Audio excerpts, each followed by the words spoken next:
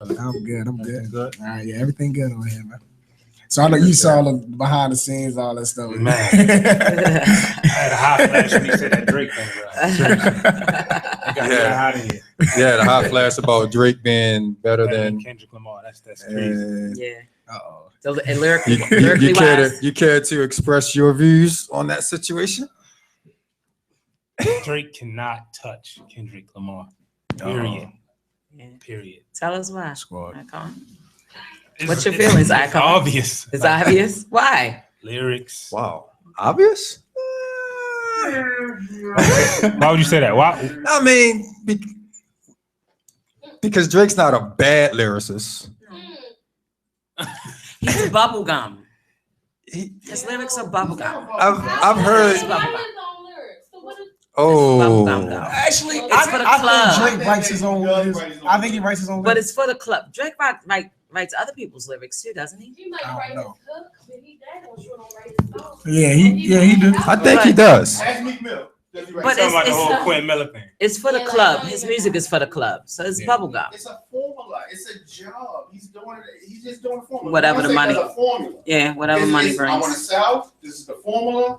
Boom. Boom. McDonald's does a formula. Boom. That's it. It's his business. It's nothing. It's nothing more than that. I wouldn't do formulas. I think though, from the perspective of how they can affect the world, I would go with Kendrick Yeah, me too. as far as Yeah, his I agree with that. message, Yeah, which is exactly. important to me. Okay. It's most important. And you really got to listen to Kendrick to really understand. Stand. Yeah, I know a lot of people that don't get anything. Yeah, he you says. got Yeah, really I listen. had Well, to. you I gotta had have to a pimp. certain level of intellect to And- understand what he's saying And as you well. cannot rap while you can't rap you can't rap the song because if you rap the song with him, you'll miss exactly what he's saying. Yeah, I had to pimp the butterfly like 4 times. Let's use y'all social commentary thing. Who can reach more people? What you mean? It should be Kendrick Lamar. No, it's not. It's not. Who's to That's say my who point. can reach more? Huh? Yeah. Who would have, Because the who would have majority ability is to shallow-minded. reach more people? No, That's I mean, why. That's exactly why. It would be strictly who has more listeners and then who can Kendrick reach more Lamar. people. Kendrick Lamar. Yeah. But Are you saying who can reach more people as far as here or here? Because there's a difference. yeah, there's a big difference between the This is two what I'm saying. artists. So if you have a party, I'm saying. Okay, Drake. I'm not even saying a party. I'm not saying from the standpoint of that. I'm saying from the standpoint of who's going to have more people in the building. So that's what I mean by reaching, as far as listeners listening to what they're saying. In order to affect the listeners, I just don't think that you put too much on music. Music is not where you should be really teaching. Teaching should be happening. Teaching, no music. That's not the form. I don't think the Todd, learning go ahead. should happen Handle that. in music. Handle that, Icon. You can plant a seed, but the learning doesn't Ah, happen in music. disagree with that. So you think that he's just a Yeah, conscious rapper is basically what No, I'm You not feel saying. the I'm just Kendrick. saying if learning happened in music, then we would have more music in school, and your math would be done to a beat. And It should be. Learning And there happens It's in not. music every day. When you think about, everybody talking about shoot 'em up, all this stuff. Where do you think these kids are going to get guns? for? Precisely. They're expecting them negatively. Precisely. And why are there so many kids walking around the streets looking like Lil Wayne? Precisely. That part is Or young affected by image. or Young Thug. Right. No, My bad, don't Jay. go out and shoot somebody because they heard the song. Music. People go out and shoot because Let me you ask you have to teach better conflict resolution. It has nothing to do And the with thing is that they're not Let me- taught conflict resolution. So they're taught it. You had parents who taught you different. However, when kids are coming up in a household where they're not taught the conflict resolution, the parents are not active with the children and giving direct direction, then they hear this music and they think, oh man, it's hard. I'm tough. I'm this, I'm that. And then they go out in the streets and then they mimic that. That's what's happening. But this is the thing: the conflict resolution, the family structure is the problem. It's not the music. Exactly.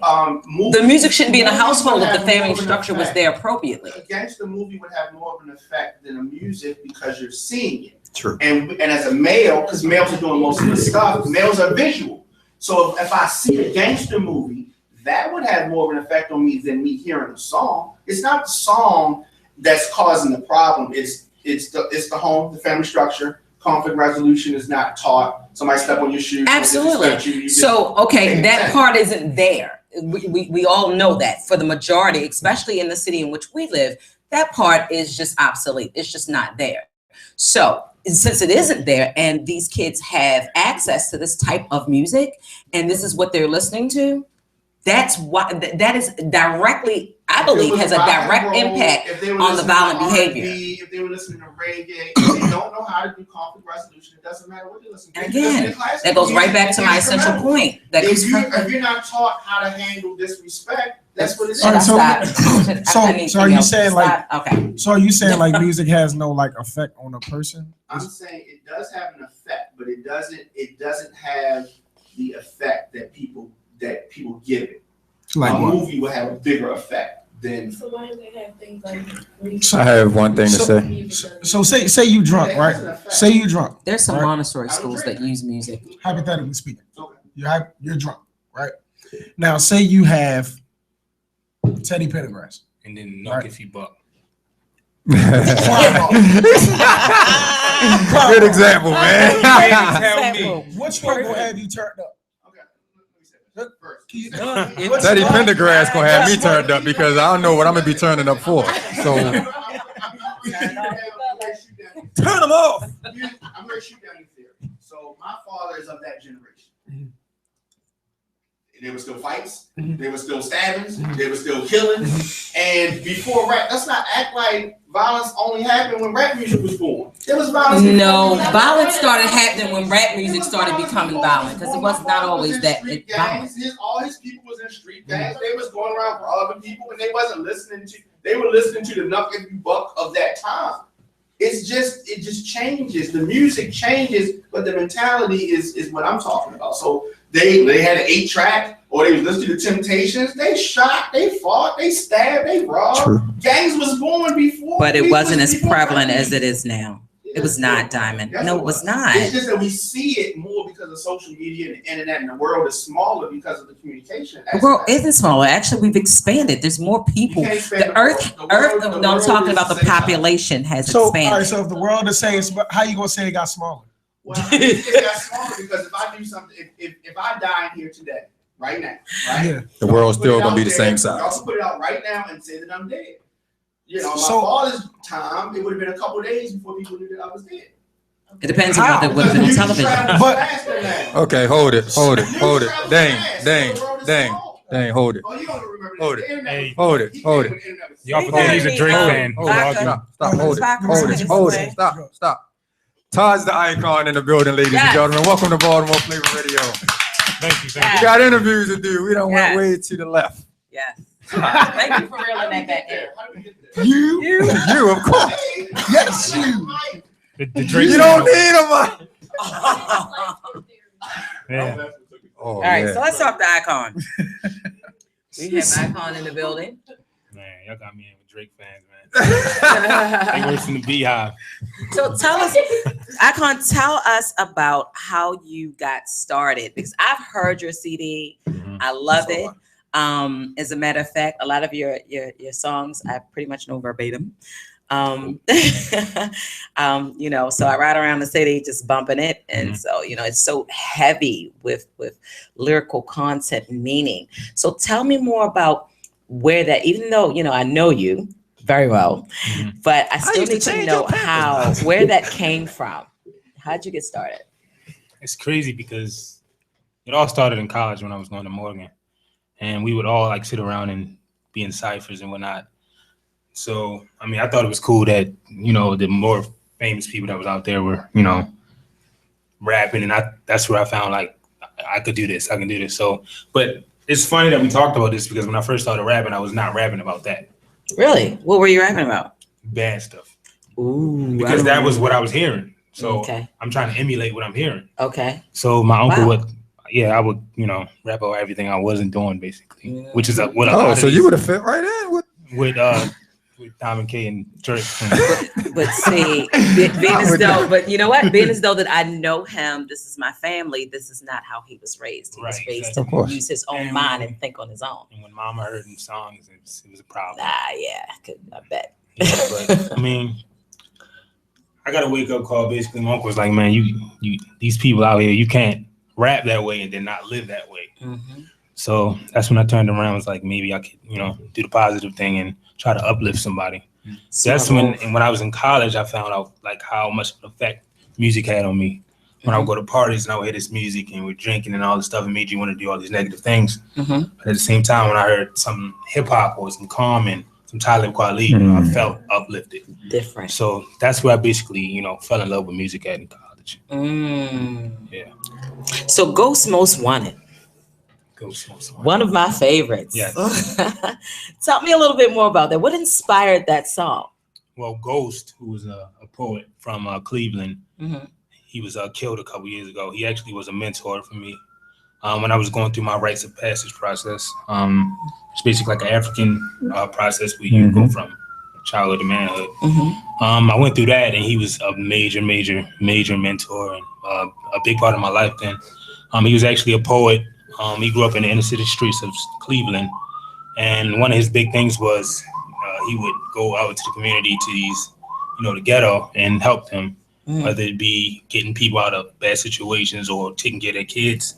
And he actually was killed trying to get his friend out of the situation. Wow. His friend called him and said, "Man, I'm in trouble, help me." So he came down there, and the guy actually shot him in the head, and he died. So I mean, even after he died, I still feel like he lives on because all of his poems are on YouTube, and I would go after he died. I would listen to him every day.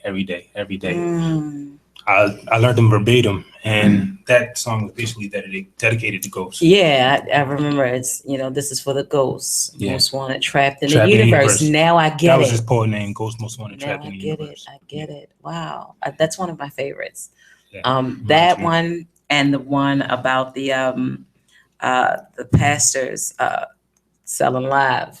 They don't know the Father. They're selling live. Holy water. Yeah, drink this holy water. Exactly. Tell me about holy water. That is another one of my all-time favorites. What on earth inspired that? Well, I used to go to church with my mom a lot, and I always, since I was little, I had a problem with Wait, did Tammy take you to the Empowerment Temple? Yes. Okay, now I understand where that came from. Yeah. Got it. I don't know. Ever since I was little, I always been like different. I always had my eye on certain things that kids didn't really think about. They call it existentialism or existential thoughts. So I would go there and I would see him passing out multiple offering plates, building fun, and then some choir fun, and then I'm like, "Mom, what is going on? Why is there so many funds?" You want to know what's funny? Yeah. Your cousin was in church with me at 8.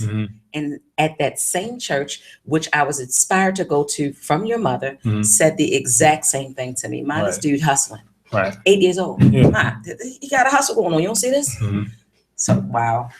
I never knew that's what inspired that song. Yeah, it was always like crazy for me to see like a pastor roll up in a Maybach and it's church. Oh, they getting buses. They getting jets now, bro. Yeah, They getting jets now. You got to listen to Holy Water. I probably have You because gotta hear you gave me the CD and I know I've listened Yeah. to it a couple of times, Yeah. but the actual lyrics of the song I can't You think gotta of hear right it. offhand. You got a CD with you? Mm-mm. Oh, I got to go outside to go. So I got to go to the car. she's promoting you from within. That's the whole CD is fire. Not FIRE, but FIYAH. Fire. Well, you was on. You're supposed to say so. I'm It could serious. sound like If he wasn't, I would say that. yeah, she probably would. You know I would, right? She would definitely say I would be real. definitely. I'm not that real. I can't be nobody else. But key. So, do you look at the Commons and the Talibs as like your influence as far as the way that you approach music? No. Actually, like when I was growing up, we didn't listen to any rap music At all? Music, none of Wow. that. Nothing. So it wasn't until you got to Morgan that you really started getting Yeah. wow. So when I was growing up, my influence were like D'Angelo's and Erykah Badu's and those who really have an effect. They can reach people. So I basically take how they, approach their music and put it into hip hop. They put so much passion and then they make it seem effortless. So I mean, I would say Erykah Badu, D'Angelo, Those were my two main influences. Right. So let's switch gears a little bit because I love getting rappers up here to ask them this question. Yeah. The Baltimore scene, Mhm. as far as hip hop is concerned, how do you feel one way or the other? I think it's a lot of dope artists in Baltimore. I Oh, think one of the definitely. biggest problems is they don't stick together. They don't help each other out. I know it's been multiple times I'll try to reach out to somebody and, I get the, oh no, we don't know who you are. So Not in Baltimore, in man. Baltimore, Say it ain't so. they're, Say it ain't so. they're famous for that, man. Like those that you look up to, that I looked up to, like, oh man, they really have a following here. Won't work with you. So, I figured I go around and work with those that work with me. So you have actually worked with some artists locally Mhm. that you've had. Who are some of the ones you've had a chance to work with? I think some of my favorites are Ernest Peso, Flojo, Marvin Gaye. One of my favorite artists that I wish I could work with is Jay the Lioness, actually. Oh, He's definitely one of my favorite We artists. make right connections here on Baltimore Yeah. Flava Radio. That's what we do. where connections go now. down. Another one that I think is super, super dope. I'm actually going to the show tomorrow. Ill Conscious, Jay Royale. I will be there. Yeah, I will be there because they are dope. Like, My boy Last Born Child is going to be there also. Yes, he's dope Yeah. too. I heard him on the mixtape. I was Okay. like, damn, Yeah. That who is classic that? 16s. Yeah. He's dope. Yeah. Man. So, And he like 45, 50 years old, man. for real? Yeah. Wow. Yeah. He's old dude. Wow. Much He's respect old, to him, dude. man. He's dope. Man. So, yeah. I think that if we would stick together more, we could make a bigger buzz around the world. Precisely. I think that's one of the major problems. Precisely. I've been doing this show it's coming up on 2 years now. So probably, I would say, Dane, probably about 75% of our musical guests have been rappers, Yeah, pretty much. About that much. And for the most part, I would say the majority of the rappers that we've had here are hot. I mean, like seriously. And it just kind of makes me wonder how can we have so much talent in this city and it not be at the level Unified. of some of the other regions that we have. And I'm sure Diamond has some input to that because he just got that. Look at that. Here's look the on his thing, face. right? Look He at just his got that. face. Here's the thing. Look on his face. Help us understand. The DJs don't play the music from here. Now stop right there because I'm gonna ask you this: Oh. as a DJ, have you ever been? I'm retired. No, but have you ever been a radio DJ? Yes. Okay, so as a radio DJ On commercial radio. on commercial radio, Yes. did you play the songs of local artists, Yes.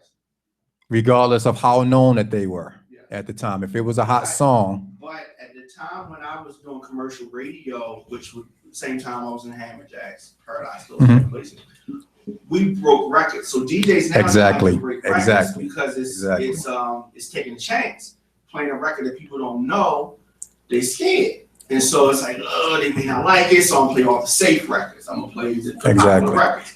They don't want to do that now. So back then, if I got a record first, like if he gave me a record that's hot first, I want to play it first. Right. Because it's an ego thing. I want to break the record. I broke that record. Right. Other people, Right. DJs have no problem saying, yo, what's that? Let me get that. That's so corny. see, What, breaking the record? No, just No, the ego. just that attitude, Yeah, that attitude of I don't wanna- No, you gotta have the ego. No, you Because don't. the ego is what makes you have the confidence to say, I'm gonna play this record nobody's never heard before in this club because I know it's hot. right, exactly, And I'm or on the radio. Yeah, and you Or- break. Well, a yeah, if record, you look at it from that aspect. Yeah, because other than that, if you don't have an ego, then you're like, shit, I'm gonna play it. Now it's just I'm gonna play all the records that they already know, and they're gonna like everything. It's gonna be fine. But it's as a DJ to break a record, which is easy to break a record, but you gotta have courage. And does the program director Now, play? that's different. So I'm talking breaking a record in the club. But Okay, to break a record in the club is easy. If right, because you're they just gonna like play the what you record. want to play, If right, you don't, if somebody's paying you to play a record and you don't like the record, you're not gonna break the record. right, Because you don't like it. In order to break a record, you have to like the record. right. And if I like the record and I hear it, I say, okay, it goes to this beat, it goes to this, the BPMs match, I'm I'm gonna sandwich these two records. I'm gonna sandwich this new record between two hits. You play the hit, and then you bring in the new record. You let the beat go with the new record, and they're like, okay, what's that? What's this right here? Then they groove to it, and they don't even. The new record. Then before they start, getting angsty, then you bring in another hit, and you do that 4 weeks straight. Then after a while, you can start stretching it out more. Right. Then they start to like the record, and that's how you break. Okay, so from a radio standpoint, because that's actually where I was coming from, does the program director play that role, or? You want to have this conversation? Yeah, no, and I'm asking for a reason. Commercial radio is a paid format. Okay. It's paid. If you don't pay, they're not gonna play it. Okay. That's it. It don't matter how good it is. It don't matter. None of that matters. It's only a paid thing. So what if you're an up and coming artist? They don't care. With your first song, and you're willing to pay? You don't have enough money. No. Because it's not. You're not paying one station. All these stations are married and owned by the same 4 or 5 companies. Right. So you're not paying. You don't walk up to them and pay Conan. It don't work like that. It's a backdoor method. It's called a record promoter. Mm-hmm. You pay the record promoter. So you're not physically giving money to them. It comes another way, which is why payroll is Bob and so it's the policy. Therein lies what's wrong with radio. Yeah, but if you go to any city in the country, you're going to hear the same songs because it's all the same group of people. And that it's paid like that. So you can't break. The only way you can come through these local artists that come through every now and then. Like I've had records that's been on the radio. I've never paid anybody to play any record I've ever had. But you know what? Even the DJs that play on radio don't have the heart to play a new song on the radio. That's what I was about to say. Well, they can't now. So she was talking about the 90s. So let's talk about the 90s. So in the 90s, like when I was making club records in the 90s, like we had a record like Are You the Bomb, which was played on the radio. I never paid to have the record played. That particular record, we worked in a club. And the radio was forced to play because people requested it and they were forced to play. Okay. A local record now, the only way it will happen is if it's built from the ground level, either the internet or the clubs, and they're forced to play. Then they'll play. Those records can sneak through. So you'll get a record, not Tim Trees. You'll get Take Bang record to sneak through, or this record or that record to sneak through every now and then. And they'll say, okay, if I see you play local records, play local records. But they could really take records that they liked and really break them, but there's no money in that for them, the radio. See, I went in that direction. Let me say this one last thing. On commercial radio in the 90s to early 2000s, DJs could play what they wanted to play. They had soft playlists, play these records, and then you can play some records. Whatever else you want, right. Now, the playlist for DJs is a playlist is set. You got to play these records in your mix. So that all the fun is out of it. They can't play. If they hear his record and want to play it, they can't because they got to make sure the record says these are records you're supposed to be playing.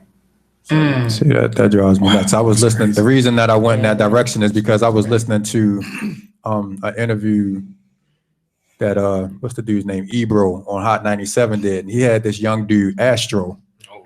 And Astro is a freak. He's about probably if 18. He might not even be 18 yet, but lyrically he's a monster. And he kind of, and to make a long story short, it kind of went, and Ebro was basically telling him like, yo, I can't give you no play up here, because basically telling him you got to put in the work. It's like, you got to get your views up to this amount. And to me, that's not what music is supposed to be about. That's not what radio is supposed to be about to me, especially local radio. I feel like if you can't support, and then that's why you got the New York artists beefing so much, because 90% of New York radio is what you hear down south. In 5 years, commercial radio will be gone. True. I think it's true. Good. I totally believe that. I totally believe that. Name the people that's on 92Q. You know some of them, but you don't. Like, it's new people. You don't know who they is because commercial radio is not powerful anymore. Oh, I just found out what's his face was coming back too. Kelson? Yeah. But what I'm saying is that commercial radio is not as powerful. The internet is more powerful than commercial radio. Wow. Todd, you can have your song played on Baltimore Flava Radio anytime you want to, man. Just for real, man. Because that's probably, I don't know if I would even fit into that commercial radio realm because I could never get caught up in that politics. It's just, it's crazy. You can't make me play Young Thug 30 times a day. I'm gonna tell you how it should Or- go. It should go number 6, number 8, number 7, number 11, 12, and 14. Bangers. Oh, she's talking about his. Bangers. I'd be like, skip. Because you're Bangers. because you're into the number thing. I thought you were about to turn this into a numerology. No.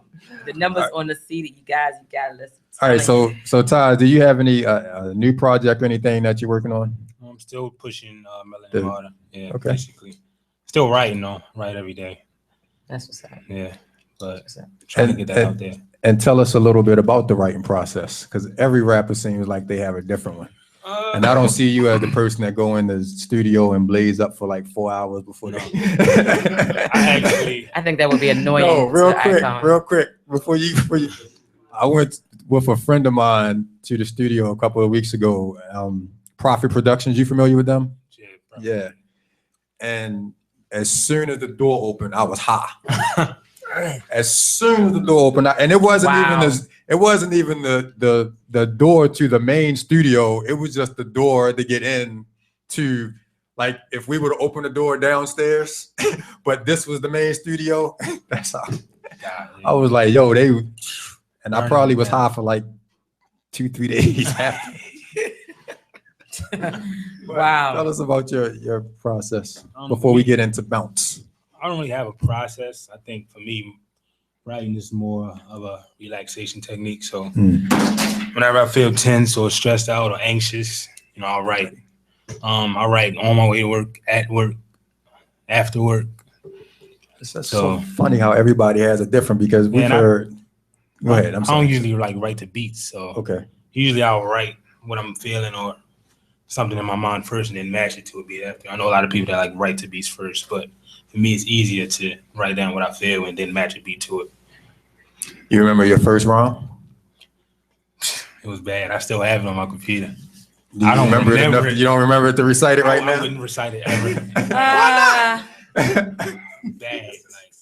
Me and my friends still listen to it and laugh at it. That bad.